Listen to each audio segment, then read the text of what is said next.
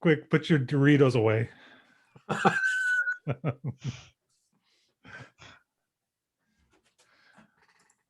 So, and are we recording it? We are. It is currently recording. Okay. That's a great way for a recording to start. Are we recording this? We are indeed. Are we live on the internet? We are. Well, and it looks like people are coming in, so.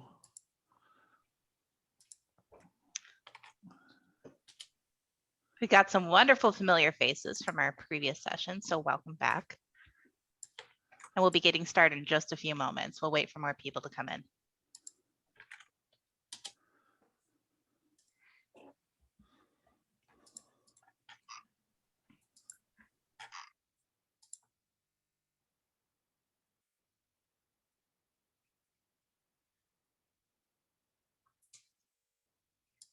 All right, we may as well go ahead and get started tonight. I'd like to welcome you all for joining us for tonight's webinar on digitizing your D&D campaign. We have Eamon Sheehy joining us tonight for his third year in a row of Mission Viejo's Comic Fest. You might have recognized him from previous years if you have played D&D with us in person at the library. And unfortunately, even though we're not meeting in person this year, we can still get a little bit of that fun D&D and tabletop RPG joy through this online webinar. Like I said, thank you again for joining us, and hopefully you come back again for tomorrow night at the same time. We have the prolific artist Brian Kessinger joining us, and that will always be a wonderful time. He's always a delight to listen to and learn from. And if you stick to the end, we will also have a prize drawing. There are 4 prizes tonight, so that's very special. We have a Brian Kessinger poster print. We also have a copy of the new Teen Titans comic book. We have a signed copy of Diary of a Wimpy Kid. And we also have a copy of Zoraida Cordova's Star Wars, A Crash of Fate. So please stick around. We'll be drawing some winners at the end. And we're going to go ahead and get started. Like I said, you might already be familiar with him. Eamon Sheehy has been a game master or dungeon master, whichever you prefer to call it, for over a decade. And his experience with doing online campaigns and game sessions is even longer than his in-person games. And I think we're all going to be very excited to learn from him tonight. So I'll go ahead and hand it over to Eamon Sheehy. I'll just play my own soundtrack of the crowd clapping, just to, keep the rolling going. Hey guys, thank you all for coming tonight. Really glad to have you all here. I'll also have to pretend all the names are lovely faces I can see and wave at. And so, yeah, tonight we're going to be going over some digitizing campaigns. I know as we're kind of nearing the end of the pandemic that, some people are still wanting to make sure they stay socially distanced, keep safe. And so that's kind of what we're focusing on for this, as well as, being able to play with people around the world. Like Grace said, I have actually been playing tabletop for over a decade now, but originally I used to play digitally with friends. I have some in Australia, Hong Kong, Singapore, as well as different parts of Canada and the US. And we've all been playing for the last 7 years together digitally. And so we just passed our 7-year anniversary. So it's kind of a special to kind of go over that. So without much of a further ado, I'm going to kind of give a rundown of what tools we'll be going over, and then we'll jump into how we're going to use them. So first off, we're going to be talking about Roll20. You may or may not have heard of it, and we're going to go over some common commands, how to set it up, how do you cleanly organize it, and prevent it from becoming a chaotic mess. We're going to go over a special tool called Token Tool. And then we're going to go over how do we get maps and a tool called Incarnate. And lastly, how do we make communication super easy? So setting up a Discord, and then even how do you do some bonuses like use a rhythm bot for that. So let's get going into tonight's adventure. So over here, we can see the wonderful Roll20. So Roll20 is a free to use website. You can find it here at roll20.net. I'm going to show you guys right over here. Creating an account is literally this simple. All you need is a name. You can put any first last name. You can just go ahead and stick an email, put a password, click agree, and your account is made. That's it. No extra bells and whistles. That's just how simple it is. There are paid tiers, but you can do everything without having to pay. Pay just basically increases how much space you can have and allows you as a GM to be like, I want to have 47 campaigns with 50 gigabytes of uploads, which nobody needs. 5 gigabytes will get you more than enough. So right over here, when you first sign in, you get to see this wonderful page. And it's just kind of your welcome page, shows what games. You can see I've been doing this for a little while. So we're going to jump into create a new game. And this is where everything crashes and breaks horribly. But no, so first off, we're going to have to come up with a name. So, good names. This is where actually I'd run a poll for that, but I realize I don't have all that quite ready. So I'm just going to call it a D&D game. Keep it nice and simple. Straight off the bat, we can actually do something really handy that's going to make lives easier for all our players. You can see right here, it says optional, choose a character sheet. So Roll20 actually has people contribute as well as businesses contribute, as well as individuals. They will actually create custom sheets. And so something really cool is if I know for a fact that I'm going to be playing 5th edition, I can actually just say, hey, I want to use your 5th edition character sheet. So everyone's using the same type of character sheet and it's all digitized, which we'll be going over all that. So we can see kind of a preview here. It's going to show it looks just like a physical paper sheet, but now it's going to be stored safely in the cloud. And there's a lot of hidden math that's going to be built into it. So we're going to come over here and say, I am ready, create the game.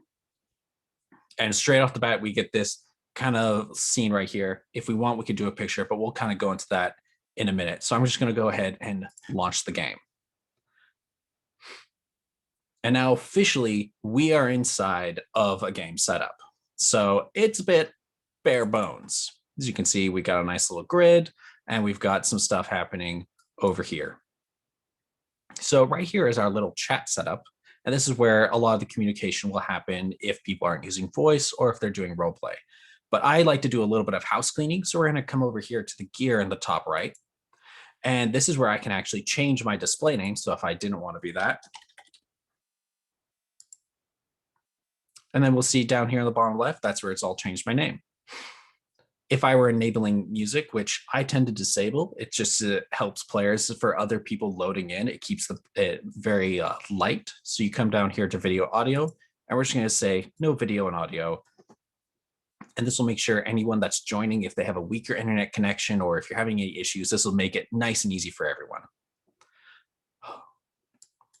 And now this is sort of where the magic gets to happen. So we're going to come up to the third tab, which is called the journal. I'm going to add, and you have 3 choices: a character sheet, a handout, or a folder. Let's start with a nice little character sheet. I'm going to make Bob. Now, this is something only the game master can do. The players will not have access to this, so this is something you're going to have to set up ahead of time. So we've got Bob. I'm going to set that everyone can see Bob, but I'm the only person that can control Bob, and I'm the only person that gets to edit Bob. I'm going to go ahead and save. Now, what's kind of cool, as soon as I add a character, Roll20 automatically will add 2 folders, a folder to help for your handouts and a folder for your characters. So that way, when everyone joins the game, they'll actually see this right here. So they'll come in, they can go, oh, look, it's Bob. And now if I wanted to do some backstory, this is where a player, because now whoever has this edited and controlled by, it's always the game master and whatever player. I could do a little bit of bio about Bob.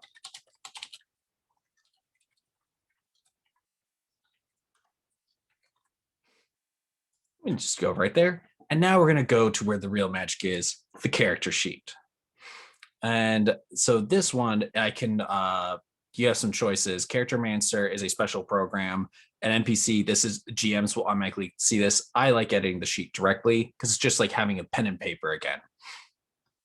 So we're going to have him Bob. And we're going to go ahead and actually roll up Bob really fast. So I'm going to go over here to the chat.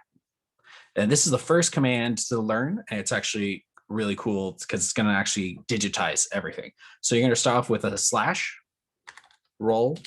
And I'm going to choose 4d6. So when you put a / roll, that's going to call up the command to roll dice. You put the number of dice you're rolling and what the letter D, and then how many dice.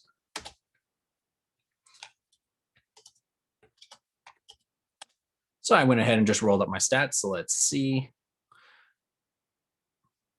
Not the best, not the worst. We're just going to take him as is. And I'm going to say Bob is a builder. He's got 18 strength.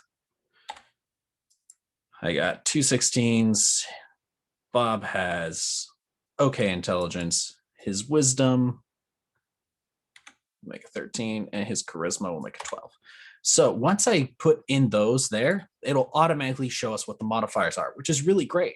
On top of that, we can see our proficiency bonuses here.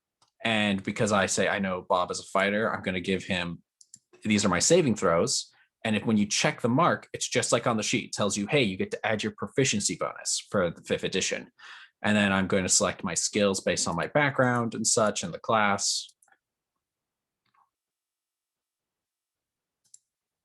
As I make it look like I actually memorized all that. And this is somewhere I can put in any of my stuff. So I say, okay, give me fighter. And my subclass will be the cavalier. Race will go with a human.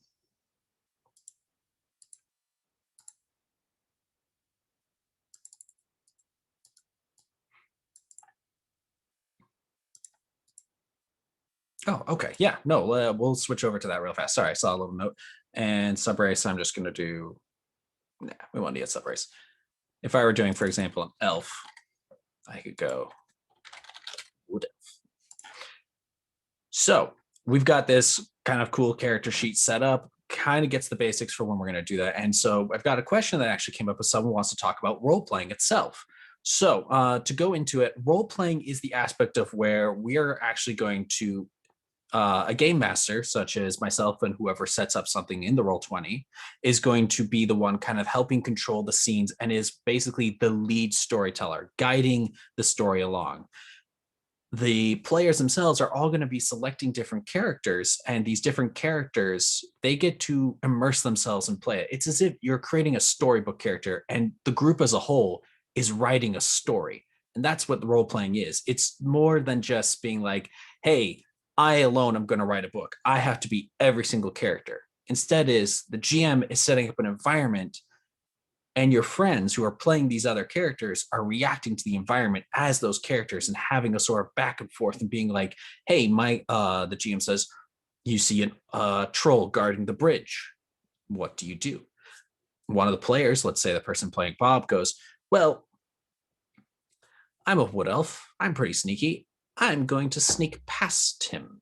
And so we see, all right, I get to make a stealth roll. So I'm going to really quick, I'm going to click stealth. And it tells me, hey, it automatically rolled with advantage. But it says, hey, you rolled a 22. A 19 showed up on the D20, and we added 3, which you can actually see right here on the bottom where it says rolling 1d20 plus 3. And it tells you the result, 19, and the total up here. So now that I have that, I'm like, okay, I tell GM, I got a 22 for stealth. And GM goes, all right, you're a very stealthy elf. You managed to quietly sneak past the troll. Now he doesn't notice you at all.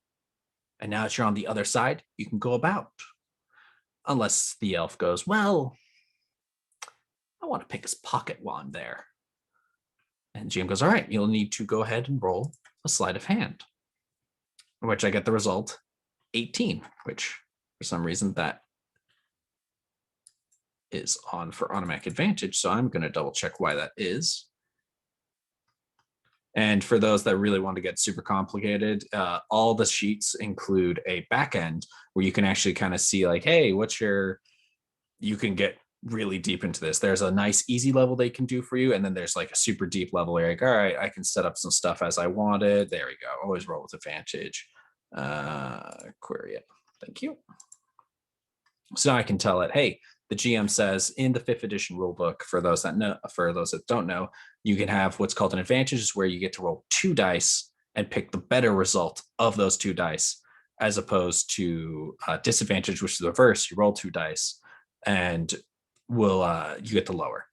And so I'm now going to go back to focusing on digitizing. And if we have any other questions, we can go ahead and we'll move that to the end of the webinar. I do have a set aside Q&A time for that.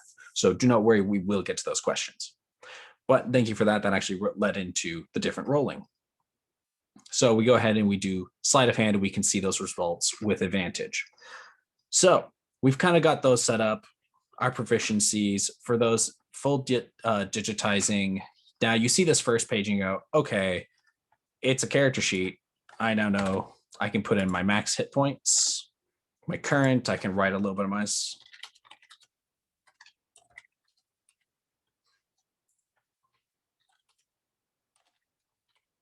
put in a little bit about him, some details, just like you would on a normal character sheet. And then you have over here, features and traits. Now this is where, when you click plus, you put in your abilities, which in 5th edition fighter, let's say, for example, you get to recharge your abilities on things such as short rests. So we get to put that in. Put it in like that, and we'll say, hey, it's a class. And then if you want to put the source, you could, but you don't have to. And then the next box down here is you could go into more detail about it, such as like, okay, and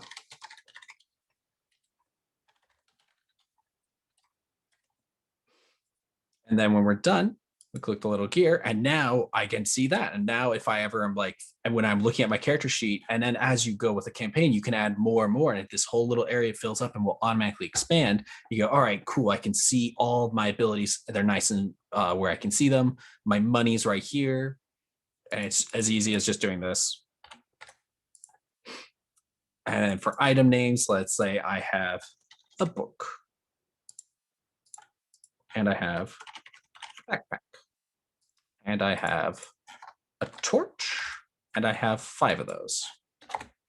So it becomes really easy, and it's even keeping track. And if I were to tell it the weight of all these, like, okay, does this have an attack? Does it not? There's a lot of little details you can do when you click on these items, and it kind of lets you go into what you would as if you had multiple of these. But that's going more directly into 5e. Let's actually go into the biggest part, such as like weapons, where I hit plus, and that's a wall of text. That's scary at first, but I'm going to say it's a sword. It says it's an attack. It uses my strength, and I am proficient in swords. It has no range, so we'll ignore that. You can ignore magic bonus and crit damage unless it's like, oh, it's a magic weapon, and it does 1d8 damage because longsword, and it will say, okay, we'll add our strength, and if there's anything special, go ahead and close. And then let's say the DM has called for combat, and we're like, all right, you can click the sword. It says what you rolled. Oh, okay, I rolled damage. All right, I click the damage. Normally it does that, but it broke. I am sorry.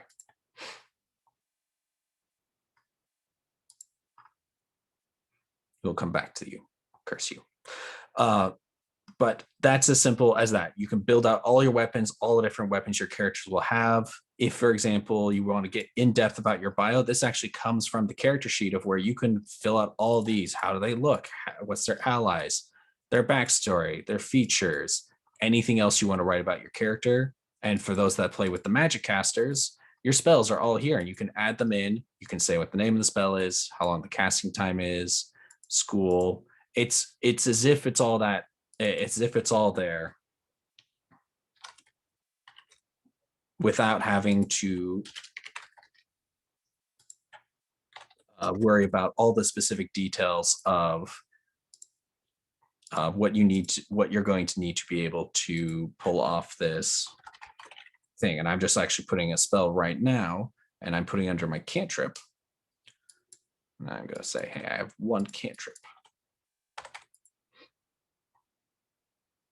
And now whenever I want to cast message, I click it, and it says, hey, my name has cast message.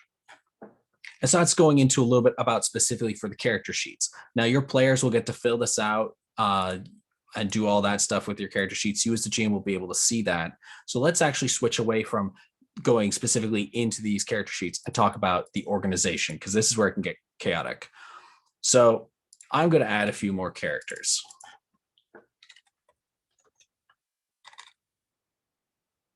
And I want them to be in everyone's. And again, for this one, because I'm only here, I'll give it to myself as well. Save those changes. As you can see, it puts it right there in characters.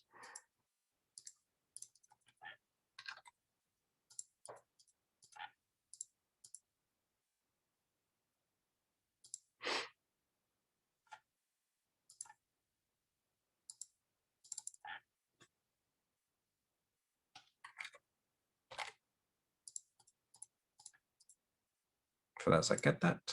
There's the joke for you. Three Stooges. Now, I like to do a few extra because I run a lot more complex campaigns where I'm like, hey, I need to keep track of a lot of stuff going on. So you can go ahead and add a folder. And for this one, I want to call it enemies.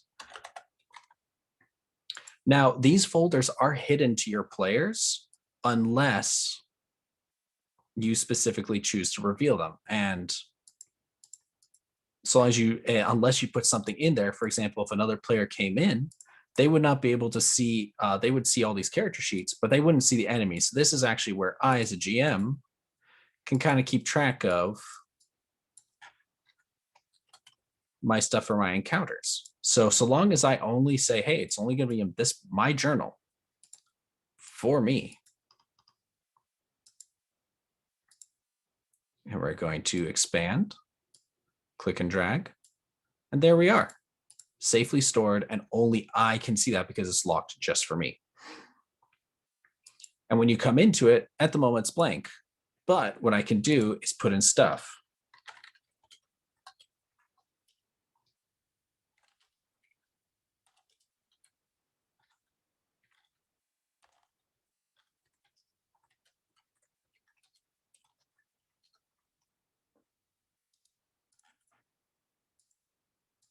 And now when I look at it, I have a nice little list for myself. So you can get really complex with this because I can even do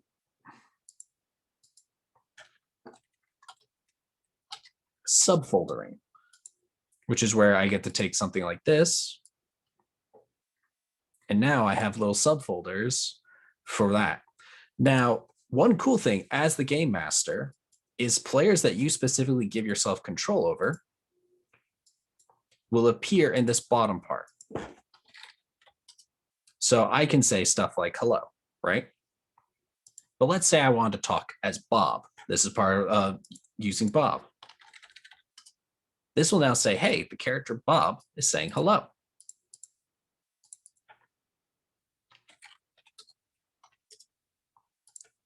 And I can keep switching for all those ones.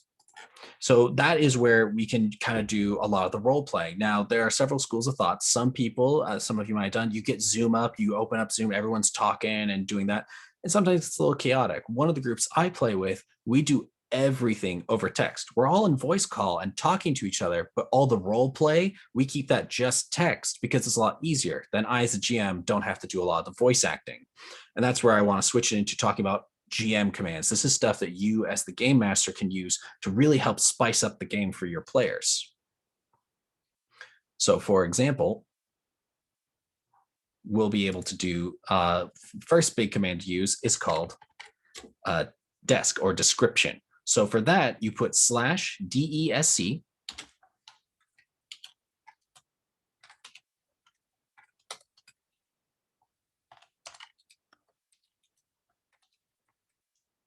And this actually will now appear to everyone as this solid text. It almost looks like, so you don't see the characters talking, you see like just the voice is talking now.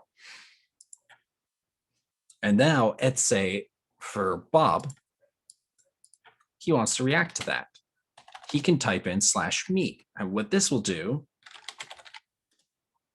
is it'll now make it an emotion. So instead of it now looking like, hey, Bob is saying hello, it becomes these emotions. So you'll be able to have different reactions to things.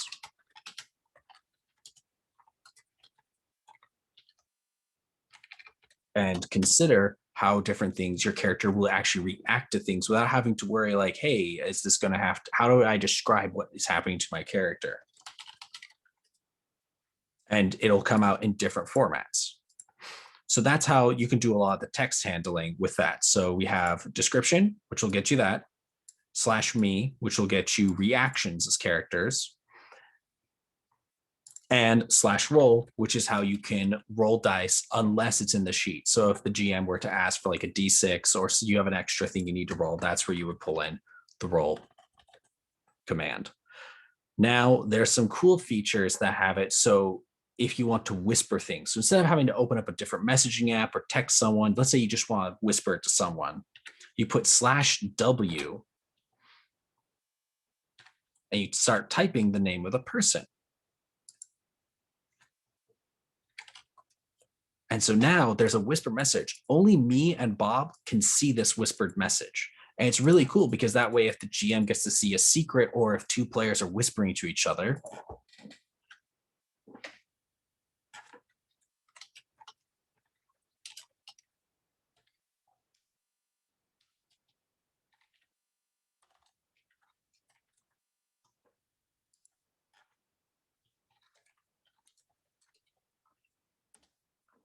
they kind of get to see that Curly and Curly and Bob will both see it. But if on a different person's account, when they're logged in, they won't see any of that. All they will get to see is Bob is whispering to Curly, because that is the emotion that's being listed and everyone can see those. But the whisper themselves are actually hidden just between the characters it's listed to, which is kind of a nice feature to use.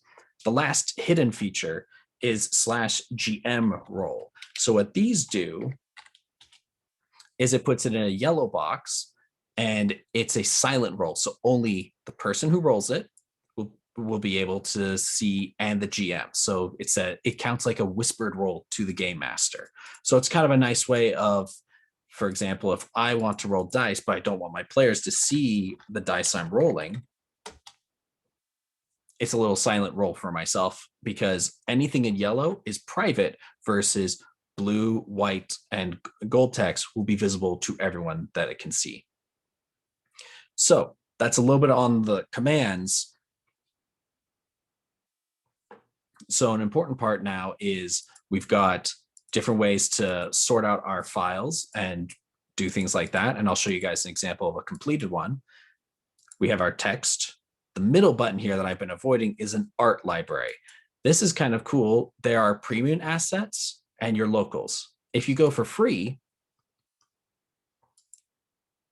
you can see all these little things that you can just click and drag, and now they exist right here on this map, this little grid, and I can even use the arrow keys to guide them around.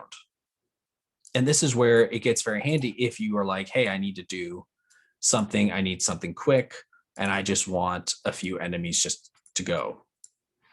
I can group select and move them that way. I can move things around. It's a lot of fun to be able, if I need it in a pinch. Personally, I don't use the assets as much because I enjoy using the My Library feature. So this is where I've actually, just like as if you're doing characters, this is locked to just your account. You can create a folder. So let's call this one Special Backgrounds. So now I'm like, okay, I want to upload a file. This is where it's going to count against your account's uploading, but it really, 5 gigabytes will not be doing much to you guys. You can upload a lot of stuff. I've had entire campaigns run on I even just use the free account on it. So for this one, it says you can drop a file or you can choose a file, and that'll just open up your file explorer and you'll be able to find the picture you need. So I want to upload a picture for Bob. So I am going to choose a cool warrior that I'm like, yes, I want this to be Bob. So I click and drag a picture that I've just downloaded offline, and we'll wait for this bar to finish. It says upload complete, and we see it here in recent uploads. Now, to make sure everything doesn't get chaotic, I go into that, go see the 3 little bars, click and drag. See, this will put it above, but I want to put it safely underneath. Now it's all that. And you can see I have just a few things, tokens we'll be exploring later, combat maps, and all these. Once your file is here in this art library, you'll be able to bring it out onto the map. Now, when I clicked and dragged before, so let's go ahead and put out a map so that way we can make it look pretty. When I've clicked and dragged before, it's just going to these squares. It's got all these buttons. That's not much use to us. What we want to do is on this toolbar on the upper left, we want to switch it to map and background. And this is where it gets kind of cool. We drop a map in, and then we can expand it to where now things can happen. So now this is the map. Now nobody can touch this because the players will only be on this objects and tokens part. So as you can see, I can click around, but I'm not able to drag the map anymore. I can only affect it when I go to maps and background. which is good because that way, you know, the map is safely. It's as if you've laid the map out in front of your players and you've got everything ready for them. So what I'm going to do is I'm going to go ahead and quickly drop in some tokens that I've just pre-made. And now the players with their different tokens can go ahead and use them. So let's finish setting up Bob. So I go to my characters, we click Bob. Now I want Bob to have, I can click to upload, but I've already uploaded a picture. So I'm just going to drag that right over there. Now Bob has a little picture. We're going to save those changes. And now everyone can see Bob. And then when I come to chat,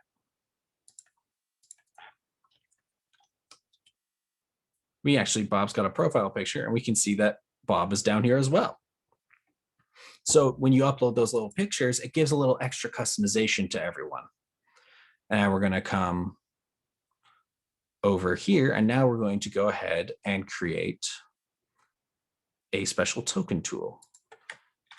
So this is the first free tool outside of Roll20 I love using. It's called Token Tool. Token Tool, you just search Token Tool and you'll come here to RP Tools. It's a free tool. You can donate if you would like. You just click to download the executive file, or if you're on Mac or Linux, you can use those. And all it opens is this. This is an example of a character a friend built for me.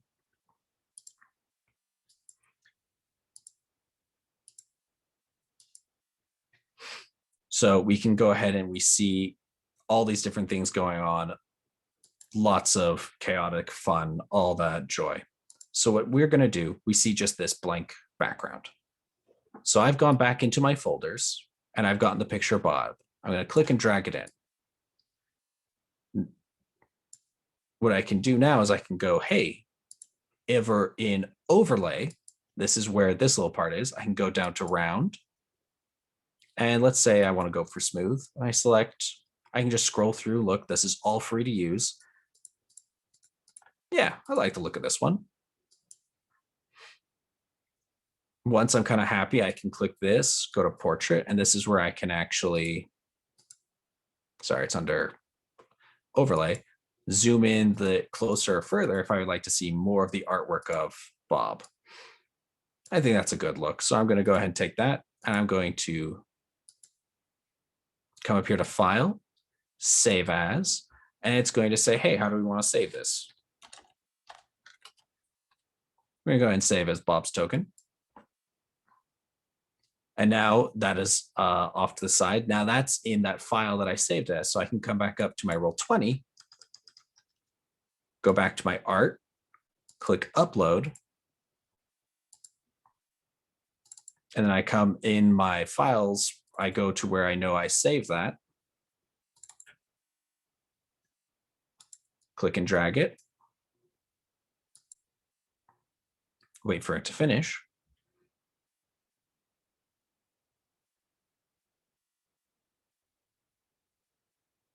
And I'm going to go ahead and move it into that same subfolder I made. Come back to Journal. And now we're going to make sure we have that Bob character sheet. So what I'm going to do is take that token, put it on the map. And this is where you can get some of the cool stuff for when you're doing that. We click Edit, and we select that token. Now we say, use this default token. Now this token, save those changes, is now bound to that character sheet. So every time I click and drag Bob out, see, every time I click and drag Curly, it's just a square photo. But now every time Bob is dragged out into the field, Bob creates a token. And so that's how you can easily lock the player's token in. And then if you want, we can do different statuses. So let's say in the game, we're like, okay, Bob has been knocked down. So we click this and we go, all right, Bob has been knocked down. Or maybe he's trapped. Maybe his heart's broken. Maybe he's got extra speed on.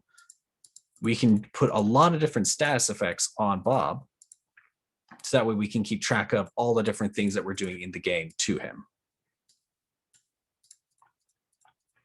So it's as if you had those different tools.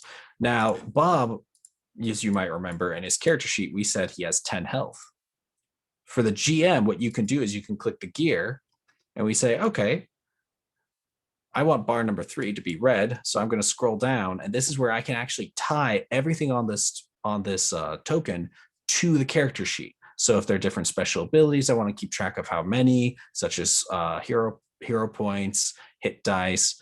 I actually am going to come down here to HP, which stands for hit points. That didn't click it for some reason.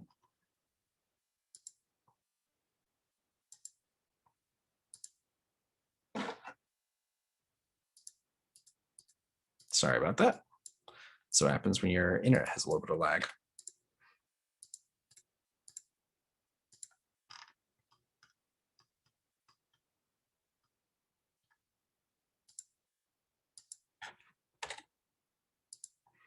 At the moment, it is not working. Oh, I'm so sorry. Should have done that. My bad. This is what happens when you guys don't read all the instructions. So first, we're going to say it represents Bob. It'll automatically do that. I'm going to stick his nameplate on, come down here, and that's where I'm going to say, okay, I want you to go to the Bob character sheet, grab his hit points, save those changes, and now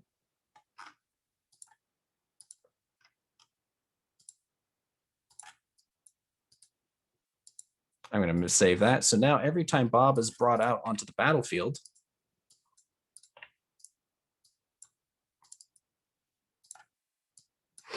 it'll show how many hit points Bob has and Bob's name.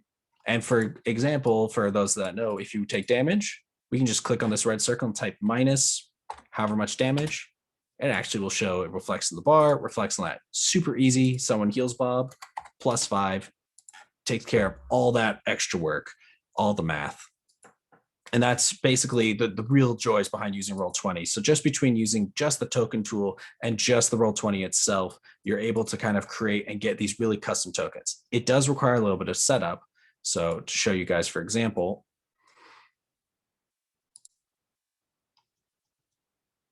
one of the games that I'm running with some friends, which for this one, I've actually uploaded a picture, I've put a different title, I've actually scheduled the game so I can come, and so everyone gets to know when the next game is. This is one where I've set up a lot more. So when I come over here to the journal, we can see a lot more of the stuff going on. So I've created handouts with pictures. I've written descriptive text for them. I've put down, hey guys, this is how we're going to be building our characters just using the handouts. So this is a different way you can do it. So for example, I have it built as heroes. So it's knowledge. I left the characters there because that's where I'm going to put the non-player characters. I've put some lore stuff so that way players can see some of the stuff. And you can, even when you're editing these, you can go ahead and select these to link and unlink to outside documents. Like this one links to a Google Drive, a Google Doc, so that way people can go look at that. And we take, for example, this guy, he's uploaded a picture. He's put down all his information here in the description, but the character sheet, and sorry, this is a different game, so that's why it looks more chaotic. He's filled in all the stuff that he needs. And so that's basically how your players, with very little GM work, like all I had to do, I just said, okay, here's a folder for heroes. I've put a character sheet in. And then when I want to invite people, invite players, you send them this link. And as soon as they click that link, it'll, if they have a Roll20 account, it'll ask them, say, sign in. If they don't, go ahead and sign up, and it'll take you straight to the campaign and let them know, hey, they're here. And now you can give them a character sheet and they can go and do whatever they want in here. Like they can upload a picture and it doesn't count against you, the GM's files. It only counts against the player's files. And then that's where if I want to do anything with the players, I can actually then whisper to that user. And now the username Burger will be able to go in and see that. So that kind of goes in just into the Roll20 parts of it where you can use those commands. Other cool commands that you should know is if you do as, and you put a name inside of quotation marks, it will create a temporary character. So you as the GM don't have to be like, okay, whose character I need to be Babdro, or I need to be this other character. I can actually just go, all right, I can just type /as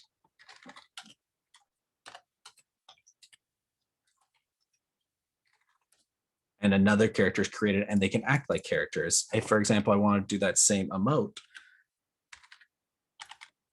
as, put their name in quotation marks,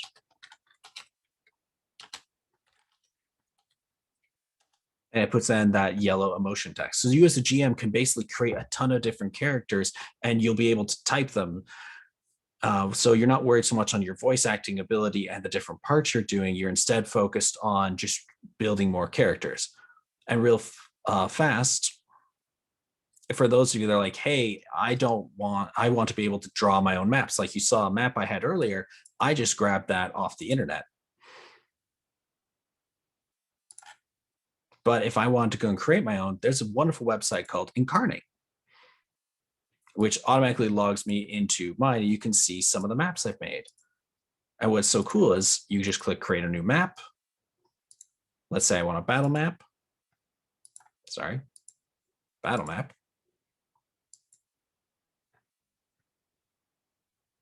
And you'll be able to take all these different tools to be able to create your world and be like, hey, I want to be able to use grass. I want to be able to paint and build my own custom stuff. And that's where you can save these files to your computer and then you upload them to your Roll20, you put them down as the background images, and that creates your maps. For those that are like, hey, I want to try to create dungeons, I should really recommend Donjon, the random dungeon generator. You can select to create different stuff, different templates. When you click construct, it actually spits out as an image that you can save to your computer, upload to the Roll20, and now this is actually becomes a whole area inside of your Roll20 for you to use. And the last thing, because I've mentioned it a couple times, but me and my friends, when we play, we're all in communication with each other because we don't want to use Zoom. We use this free software called Discord. So you can download Discord or open it in your browser, which I have a login, so I'll just go ahead and use that.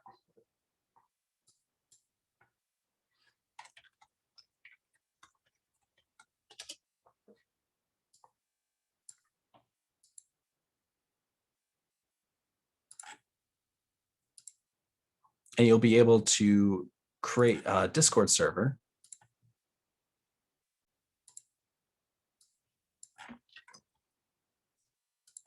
for you and your friends to use. And it's as simple as it'll say, would you like to create a server? You go ahead and create it. It's going to tell me to download.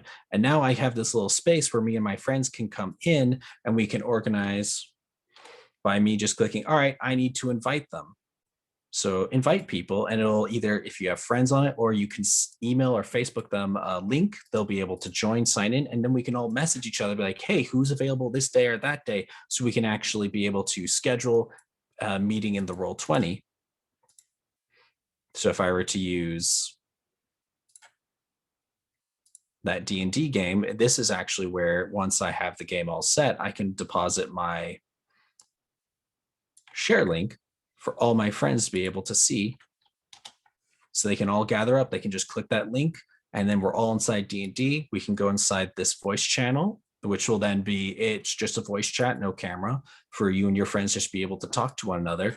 And now you have a way to talk to each other, and you can use the text role play.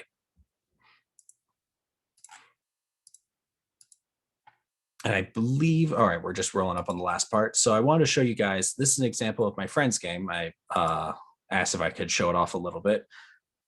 And this is what he's built using just free stuff. So that Incarnate stuff, as I showed you, he just used that to create this background and upload it as a map. He's uploaded little tokens that he built in Token Tool to be little NPCs on the map.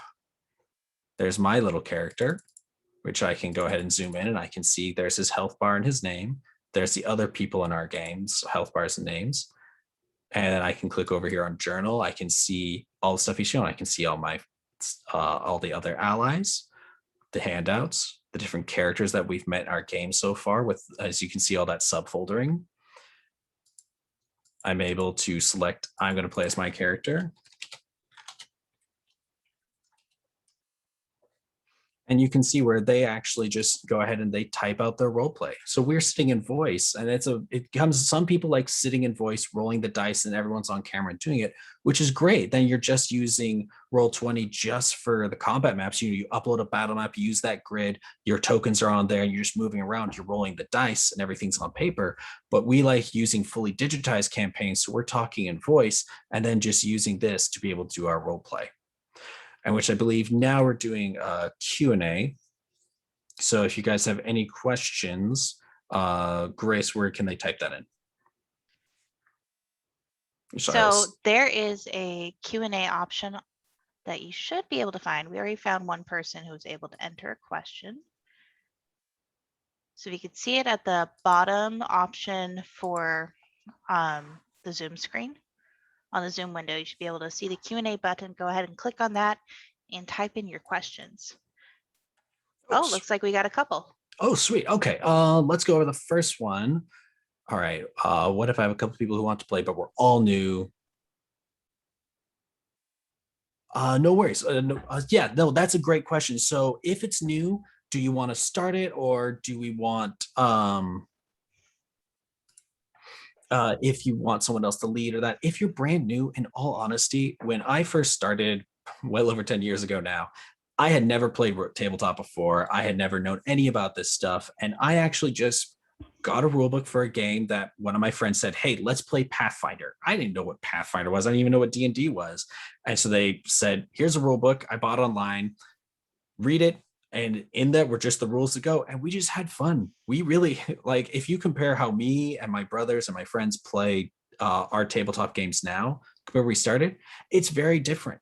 And while it's nice to be able to join a group of people who knows, it's so fun and exciting to do it as a group together, where you're reading the rules together, you're exploring, you're having fun, because that's what role playing is about. It's really not so much like, all right, did we follow every single rule perfectly? It's about telling that story and enjoying yourselves. It's board game night together.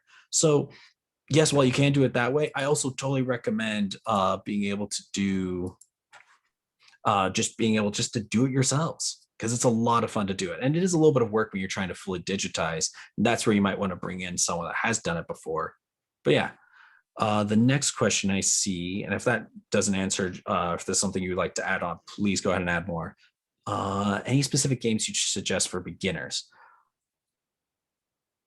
So specific games for beginners. Dungeons and Dragons 5th edition is really popular right now, so you can easily find other people that play. You can Google tons of results on how to be able to find those different things of like, hey, how are you gonna be able to find different groups? Or people say, hey, I've got a question about how does this or that work? And there's going to be a lot more answers online than, say, for example, a game I like, which is called Mouse Guard, which is for those that have never played any tabletop before. I do recommend doing Mouse Guard because it actually teaches you how to do role play. It's a great system for very first time beginners. It really breaks down like, how do you do this weird imaginative, nothing exists, we're all playing pretend together with a rule set.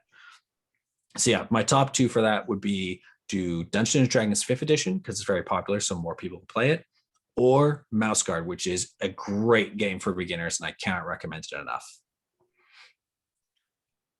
Awesome. Thank you for answering those two questions. We'll see if any come in. In the meantime, while we're waiting for anyone to do any follow-up questions, I just want to remind everyone, please tune in at the same time with the same Zoom link for tomorrow night for Brian Kessinger's presentation. And we also have some prizes to give out. I went ahead and drew 4 numbers that were assigned to names, and I'd be happy to announce those winners. So first off, for the Brian Kessinger Dragon poster print, we have Jamie. And then for the copy of the new Teen Titans comic book, we have Otis. For the signed copy of Diary of a Wimpy Kid, we have Nate McRoberts. And then finally, for our copy of Star Wars, A Crash of Fate by Zoraida Cardova, we have Derek as our winner. So if your name was called, please go ahead and email libraryprograms@cityofmissionviejo.org to set up a pickup time or a way for us to mail it to you. And looks like we have one more question. Also, all right. So for in-person games, you recommend buying the books? Yeah, there's a lot of books to buy. Personally, I actually don't own, well, yeah, I own them, but I don't own a lot of physical books. I may have lots of bookshelves that have other books, but personally, I prefer just to go get all of mine digitally because I like having all those. Actually, I will put it on the screen real fast. So for example, these are rule books I have. These are all subfolders of different games I have. I've bought the PDFs online, and that way I can have all of them nicely in a row. So if you're a person who really enjoys having physical books, you can totally do that. Or if you're willing, if, for example, you want to play a specific campaign, you actually can see over here in the marketplace, you can actually buy specific, from Roll20, specific editions of games. So for example,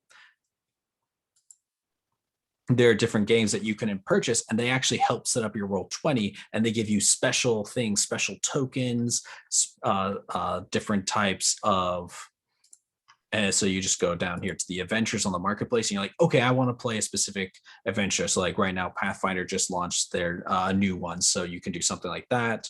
Or there's a 5e rescue pass through water. So you can actually go through, and it does cost money, but there are some really cool adventures that can help kind of set up a Roll20 for you and be able to see some of those options for different ways of doing things, which is kind of cool in itself. So yeah, I do recommend getting the books one way or another. But if it's in person, keep it digital. Make your life easy. Because if there's one thing I learned when going to university is the search function is an amazing feature, and it's not available in a physical book. So when you're trying to find a little rule, yeah, go digital. And also PDFs are cheaper usually. So like if it's a $30 book, it's usually about a $15 PDF. Cool. All right. We do have a little bit more time. Are there any other questions? Otherwise, I'm going to just open up that Roll20 again for the D&D game. And I'm just going to upload some little art so you guys can just kind of see live different things that I like to do with mine.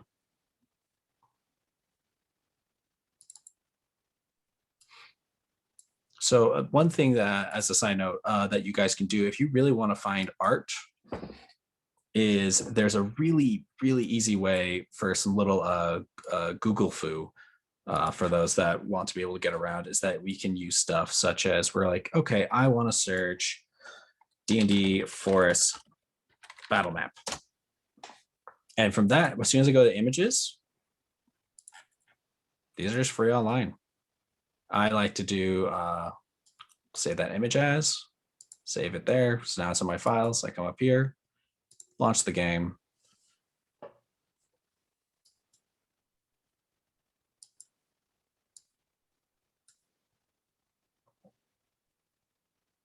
And as that loads it up, I'm actually going to come here. You see there's a little page toolbar.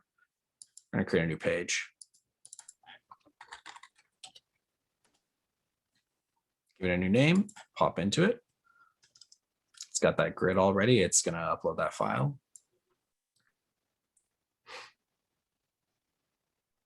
In the meantime, I am going to make this page.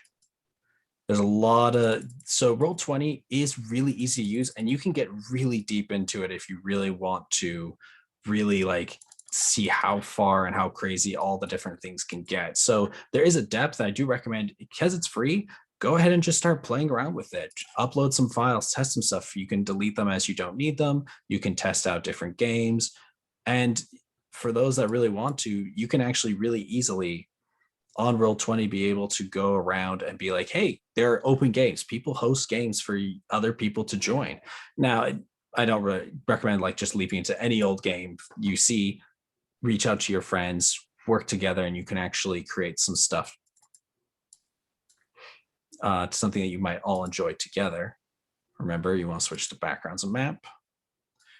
I'm just grabbing a different one as that one finishes. Gonna scroll it out.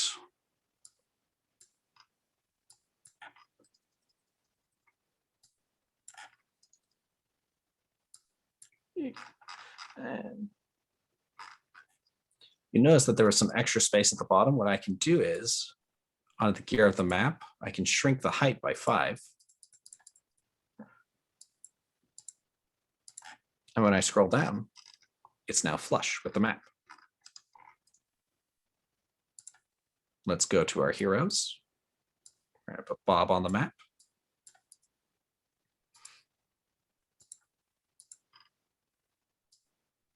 And we'll have Bob fight. I personally don't do any selling. As a question came in, can you sell games on the Roll20? I haven't done anything like that personally.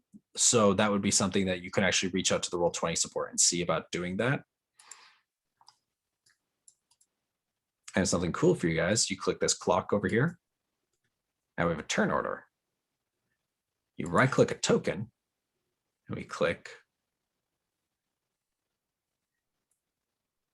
Why isn't it giving me, because I'm silly and didn't put them on the right layer. This is what happens when you guys, it's like Photoshop, when you're on the wrong layer all the time.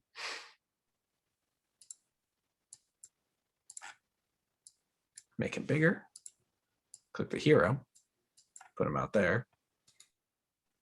Right click him, add a turn for that, for him. Click his character sheet, and this is something the player will do. Click their initiative. It'll roll the die. So we see they got a 12, puts them there. I'm going to do a secret roll for the centipede. I get a 9, type it there. And now we can see out, everyone gets to see whose turn it is. So Bob's turn, so he's going to go up. We'll go to Bob's character sheet. He's going to make an attack roll with his sword. Gets a 17. Congratulations, it hits. And Bob's going to go, okay, that's 1d8 plus 4. 6 damage. So I can just, as the GM, I normally just go negatives, and I keep track of negatives for myself. What most players like to do, they actually like to put in the health of the actual creature. We take off 6. That's the end of his turn. We click next. And you can do it that way. So there's a little quick combat for you guys to do. Again, super simple, super easy. I really recommend you guys testing these tools out for yourselves and start doing some digitizing. Like I said, I've played with groups across the world. I've got friends in Australia, Hong Kong, Singapore, across Canada and the US.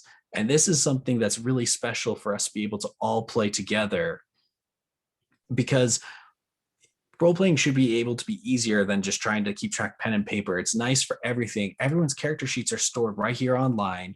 All the pictures are here. We can all go pick cool art, and we're actually all able to role-play together. It's kind of special. So yeah, I thank you all for coming tonight. It was absolutely fantastic to be able to show you guys what's been a really core part of my role-playing experience for the last 7 years out of the last 12 of role-playing altogether. And I hope you guys learned something, and that you'll be able to digitize your own campaigns and take them to the next level. Awesome. Thank you so much, Eamon, and everyone else too. You're muted. Sorry, I was muted. Thank you so much, Eamon, for a wonderful presentation, and everyone for your fantastic questions and participating. If you were one of the winners that I announced, please, like I said, email us at libraryprograms@cityofmissionviejo.org and let us know how to contact you so we can get you your sweet, sweet swag. All right, have a great night, everyone, and we'll go ahead and end this meeting. Good night, y'all.